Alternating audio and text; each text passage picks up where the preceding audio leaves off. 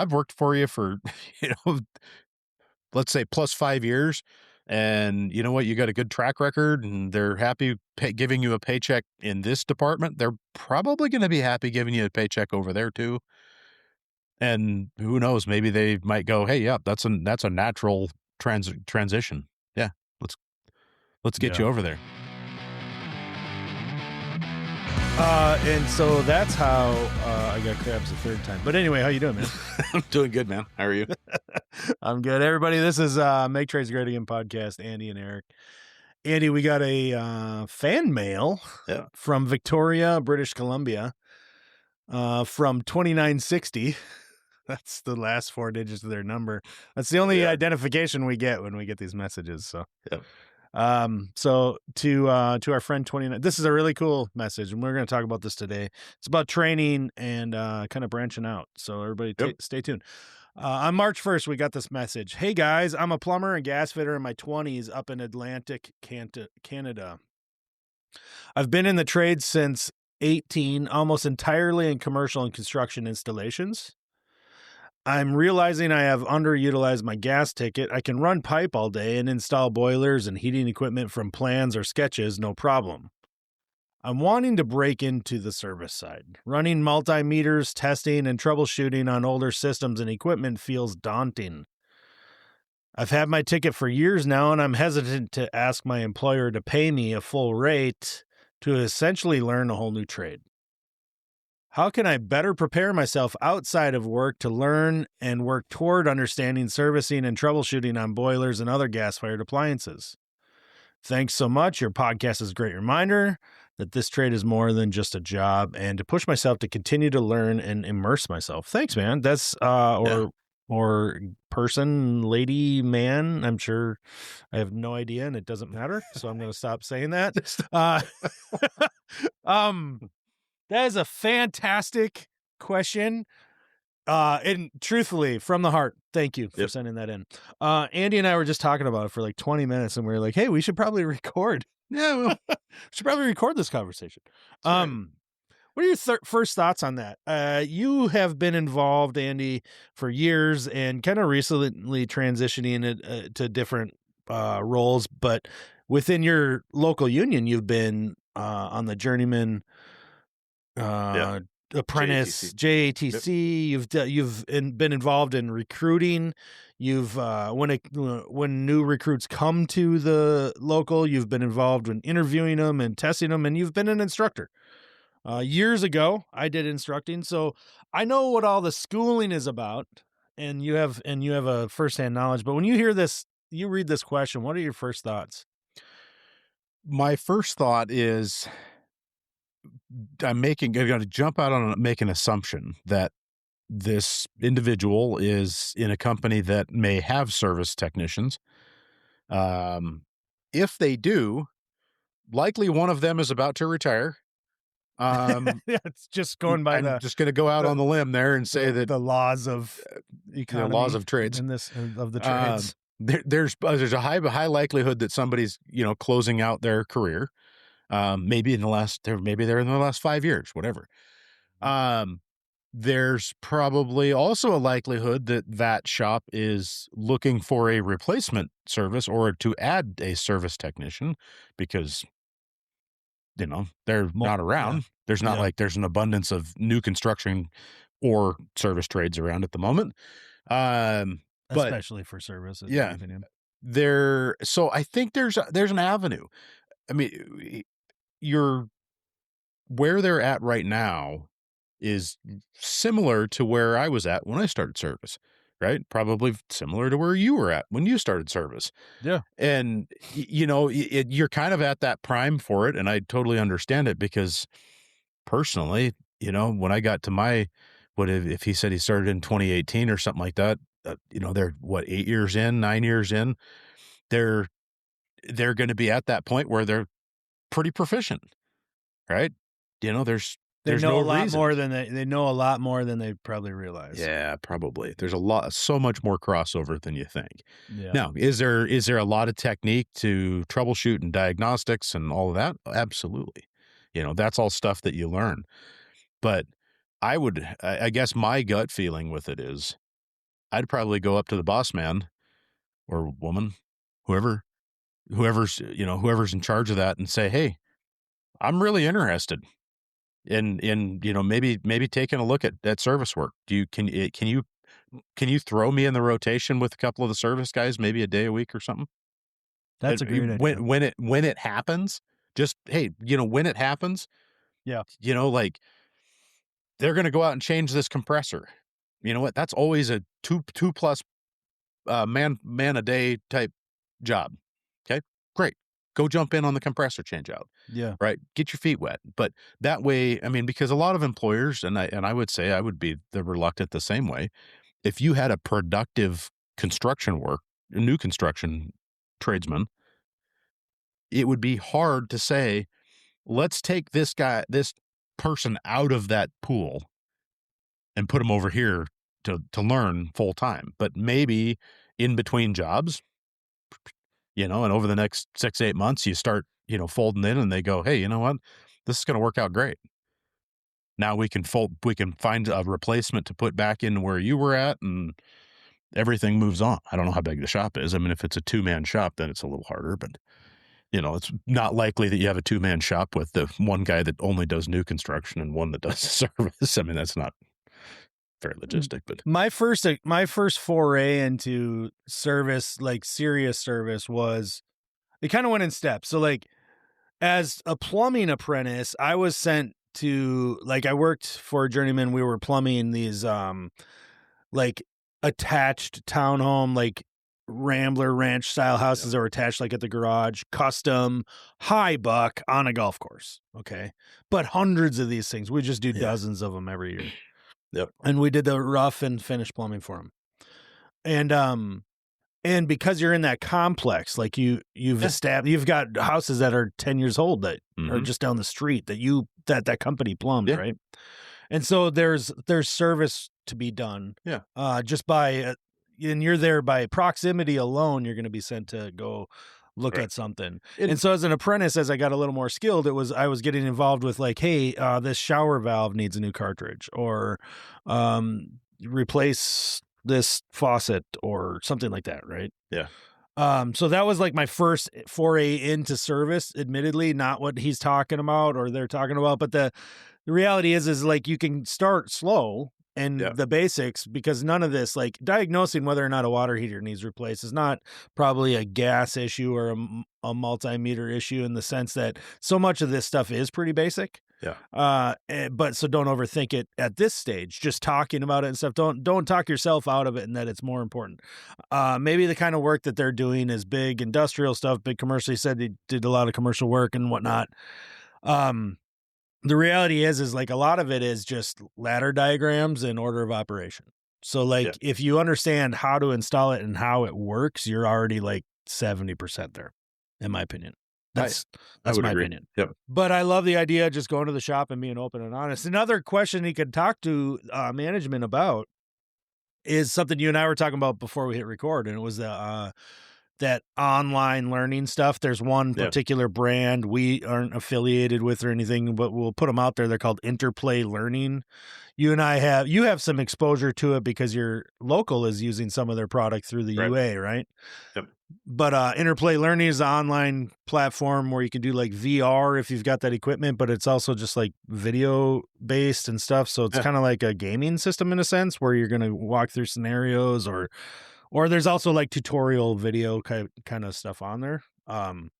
That's something you can do outside of work. Like, if you want to start learning how to use a multimeter, they'll teach you. Yeah, that platform is a great way to do it. I mean, at that point, there may be a little bit or more cost involved. Yeah. If you're looking at, what kind of things can I do to sharpen up? I mean, we've talked about this for years, about like, I want to understand hydronics better, right? Like why? You know what? John Barba's and Dave Holdorf's online Flow Pro University stuff on Taco's website is like next to nothing, right? I mean, it's just a great way to really get down and kind of go, okay, I'm going to get back to the basics here, and I'm going to understand this. Caleffi does another one, the Caleffi Hydronics series. And you can their jump in Coffee on with there. Kalefi Yeah. videos. I mean, there's a handful of really great free Free. yeah, Thanks. Thanks. right, learning opportunities there that will help you identify things like that. Like Eric, like you just said, about the multimeter thing, multimeters and electricity, that's a pretty dangerous thing to dabble in, if you're like, "Hey, I wanna learn how to troubleshoot, 600-volt electrical circuits in a three-phase industrial place." I'm not gonna say grab a multimeter and go have at it, No. but maybe Interplay is a really good place for that. It was one of the demos that I've seen of Interplay Yeah. was control cabinet troubleshooting on, centrifugal chillers type thing, and I was like, "Oh, that's kinda cool." Because you literally have the little wands in your VR goggles are your leads, and you look at the thing and you're like, "Hey, I want to test this side of the contactor to the ground," or whatever, and you know what? The chances of you getting shocked are none, and the chances that you're gonna finish the VR video completely alive and safe is 100%. Oh, I I mean, don't know. I don't like, know if well, they're close. none. I think your Right. chances of getting shocked are high. You're gonna be shocked I'm a that you're shock. doing so well and you're learning so much. Yeah. So, I mean, other than that, I mean, I think there's a handful of good YouTube videos out there, or not a handful, there's, like, millions of them. Let's be real. Yeah. That, there's some great, industry partners, people that you and I follow that we don't necessarily work in their field. I'm just trying to think, Brian Orr's got a ton of stuff out there, HVAC school, if we're gonna go into the HVAC side of it. Yeah. Ty, I'm gonna pronounce his name wrong. How do you say his last name? Starts with a B. Br Ty B. Ty B. He does all the HVAC, Is it videos. HVAC R&D? Is that who it is? No, Bart. Anyway, See, yeah, that's that was a stupid. Just terrible kidding. it was a terrible, "Hey, go follow this guy." I don't even know what the hell his name is. I know. I know. I know. Um, yeah, it's hold on, I'm trying to look it up real fast. Brannaman. Brennan. Brannaman. That's Brenneman. Branaman. That's what it is. I was trying to put a G in there somewhere. Anyway, go check out some of his stuff. I mean, and like I said, this whole industry is full of people that want to share information. And for the most part, a bunch of them do phenomenal work with videos. PE HVAC's another one. AC service tech, but AC service he's tech. doing the AC everything like Yeah. Craig. He's crazy. Like he is like amazing at instructions, but AC stuff. Point is there's a lot of online tutorial stuff, and you There can is. pick out the stuff that's really there to teach you something or versus like marketing. But there's different things like when related to gas. True Tech Tools does a really good job with training Mhm. for like combustion analyzing, things like that. I've watched some of that stuff just to have a better working knowledge, even though I'm relying mostly on this latest analyzer I've been really just in love with and letting it do most of the work for me. But you have to have an understanding of it, right? And so like I've been online to do that. But when it comes to like, his question more or less like breaking into this industry, I wouldn't look at it that way. I'd say No. that you're already there, and Andy's kind of spelled it out too. You have the so much of service is understanding how things work. And if you have experience putting them together and understanding why you're doing it, not just like following a blueprint, but like this is why we're doing it this particular way versus other ways. Because if you've paid attention, if you've had years of experience, you've seen things done multiple ways to achieve the same kind of end result. And understanding those, is what I think you're going to learn. Like when you're talking hydronics, and you brought up Barba, and Takeo, and Kalefi, those types of resources are telling you the multiple ways things can get done and why you're doing it. I like that type of approach because in my head, I'm always the one like I've always questioned like why versus how, because the how seems simple. Like you're just putting pipe together or you're just, you know what I mean? But the why and the servicing, the ladder diagram, the order of operation, like that's like the Bible. Like that's the commandments of service. Like, I will say what this. happens when this happens, or how does this happen? That kind of thing. The days of having this is the one thing that drives me nuts in most operators IOM guides now is it used to be if you look if the next and prove me wrong, the next time you're on a I'm going to call it early 2000s, late 90s, and that's good. They're getting fewer and farther between. Furnace, Okay. residential gas furnace. Yeah.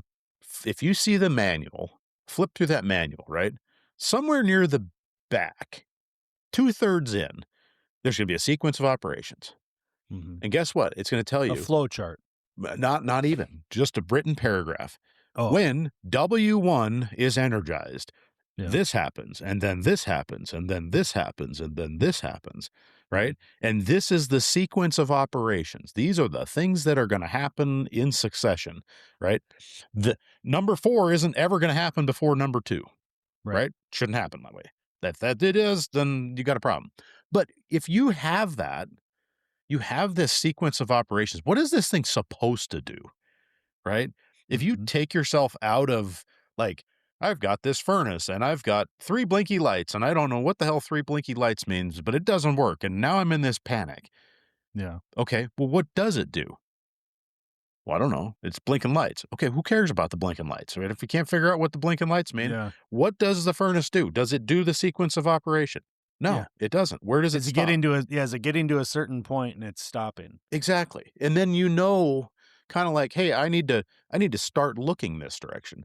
Yeah. But if you look at like modern boilers, there's no sequence of operations. It's not in there. Written down. No. And most of your new higher end electronics, it's not in there. And I don't say higher end. But it still exists in the same exact way it has since the beginning of time. But it's not in the manual. Right. It doesn't say when, on a new modulating multi-stage, variable speed fan furnace, the sequence of operations is W1 heat, W2 more heat. Yeah. Yeah, it's assuming that you know that and you have to derive that info from the wiring diagram, unfortunately. Right. But sometimes that they printed in size 8 font. Yeah. Yeah. And then it's connected to the X29 plug and the X11 plugs into this. But in real life, you don't know what. Yeah, but in real life, the X11 is called, Pink. F3 or something. Yeah, exactly. It's called 76 instead. You know? Yeah, because we changed mid production year. Yeah. But those are the kinds of things that get me, and I have the hardest time with sometimes with the guys that work with me is saying go back to the basics. Yeah. Right. Go back. Just okay. Yeah. Instead of I got all these blinking, flashing lights. Yeah. They're telling me everything I need to know, but they're not. Right. Yeah. Go back to the basic. What did it do? Oh, well, it never lit the igniter. Maybe check the igniter.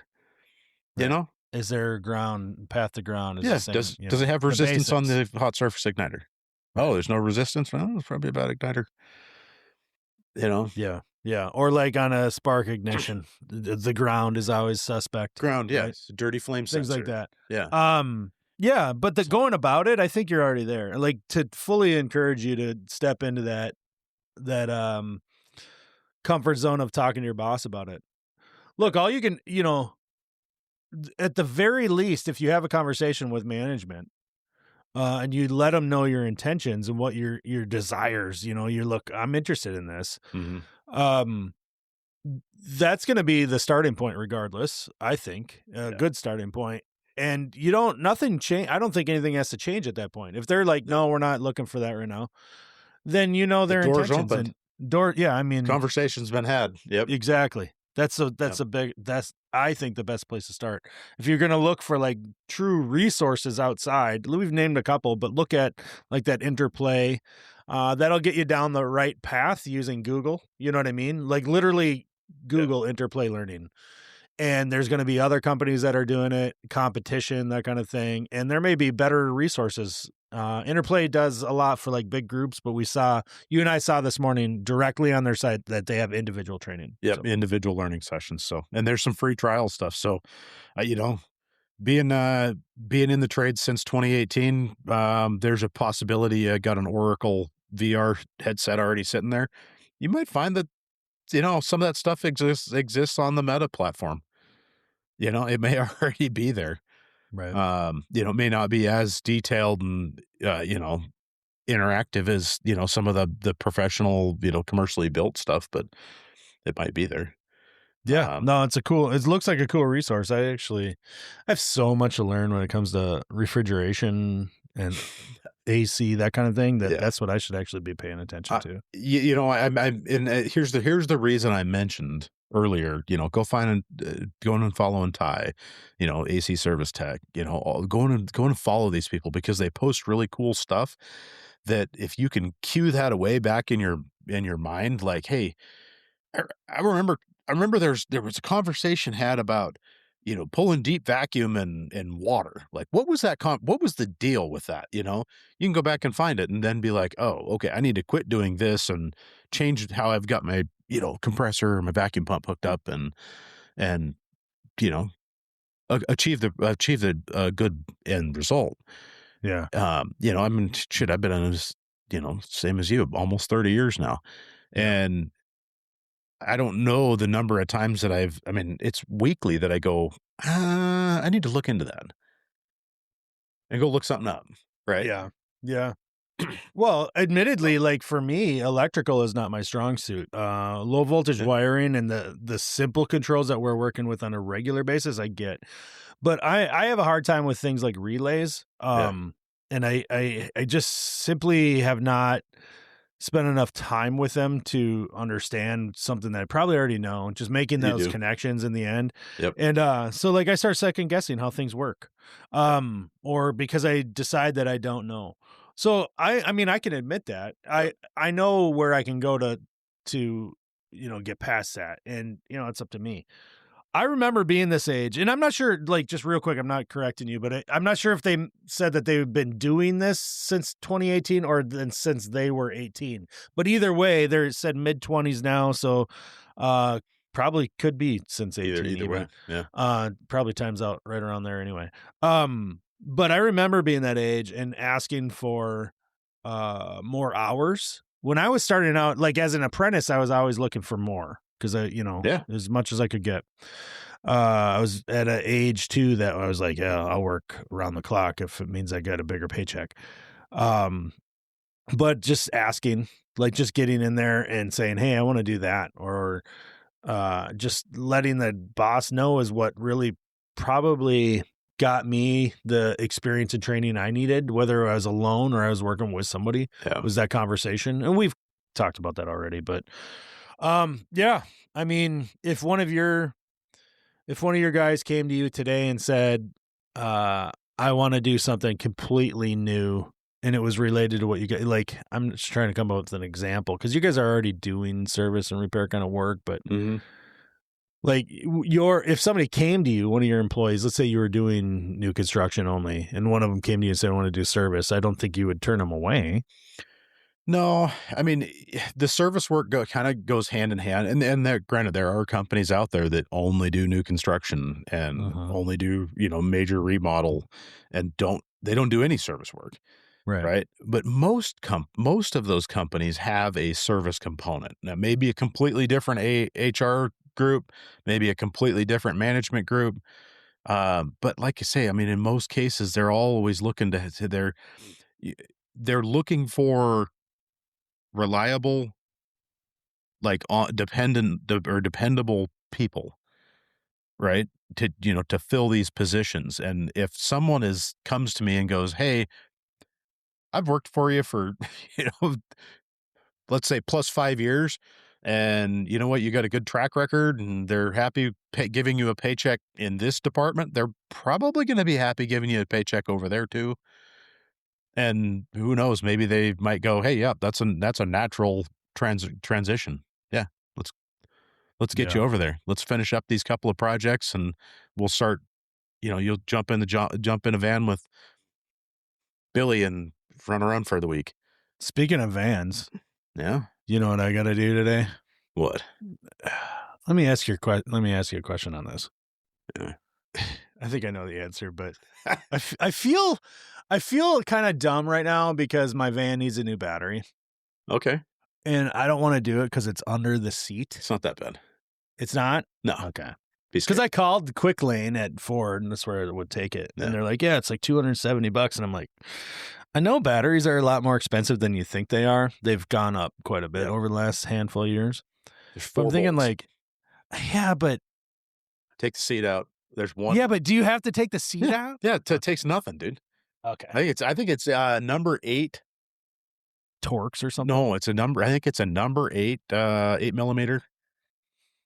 The 4 8 Oh, millimeter now you're bolts. speaking my language. I'm Mr. Metric Fine. over here. Okay. Seat comes out. Don't forget to unplug the seat belt or occupant detector. There's a little plug on the bottom of the seat. Okay. Once you take that out, Does the seat actually come out? yeah, Or you do just grab a move hold of the thing and lift it up and take it out. It's nothing. You can slide it forward, but I don't think you can get the battery out with it slid forward. Okay. I think that's where your dilemma's at. You can get to the cables, all of that, but all right, I'll go buy a battery and I'll just do it quick. Dude, you've spent more time thinking about it and procrastinating than it will take you to do it. I know, it just bothers me that the stupid thing is like, And did you know that when you do a jump, you know how you ground your land your negative cable? Yeah. Is on my van in particular. You've got the little, you've got a positive terminal up front that you can uncover and use for jumping. But then there's a bolt on the hinge for the hood that you have to pull the little rubber nipple off, and like that's your grounding point for your landing point for your negative.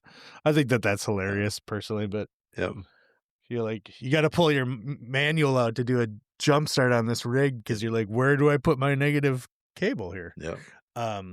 Other than that, you're gonna have a little metal bracket. There's like a T-shaped bracket underneath the seat. Yeah. That'll come up, and then you roll the little fabric thing back, and battery's right there. Whoop. Okay. You've done one then, sounds like. Yeah. I've had the batteries not out, but worked on all of my vans. I've put all but one. I have one left to do. I need to get Tristan's in here. I need Tristan, if you're listening, I need to take a vacation for a couple of days and bring me your van. But I've put inverters in all of them that don't have factory inverters, which I think I have only one that has a factory for inverter. Chargers. Yep. We've been putting these 400 watt Vectra. But I bolt them right on the bolt head. They're a 400 watt auto detection. They just stay on all the time.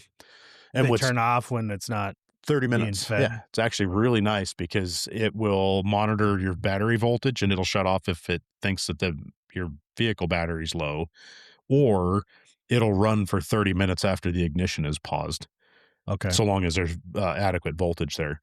And which is nice because when you're driving around town, I always keep an M18 and an M12 battery in the charger driving around town, and it'll charge a 6.0 battery on a rapid charger 45 minutes, just like it does normal. Mm-hmm. But once you get out of the van and shut it off, it'll still be charging for 30 minutes. So that should be enough to charge any battery. Battery. Yeah. Enough to use it. Yeah. All right. Yep. All right. I'll do the battery. Yep. Give me something to do. I got a slow day today. Well, that's famous last words. I got plenty to do. Yeah, I got plenty to do. There's no doubt about that. You're working late. I'm going to hit stop. But before I do that, I want to remind everybody, I did last week too. Give us a rating in your podcast app if you would, please. It's been a little while. Leave us a little rating. Give us a little feedback. A little love. Give a little love. You can either just give us a rating like that, and we appreciate it. You can also leave a comment if you're watching this on YouTube. Give us some encouragement or tell us you hate my hat. Oh, not today, though. I'm wearing Andy's hat. It's a good looking hat. Yeah, I didn't mean to even say that. I don't know. The words just came out. And we just want to thank everybody. And also thanks to our friend here that wrote in, gave us something to talk about today. It's much appreciated. I hope it was useful at all. And I'm going to stop rambling right now because I'm just kind of full of that today. See ya. Later.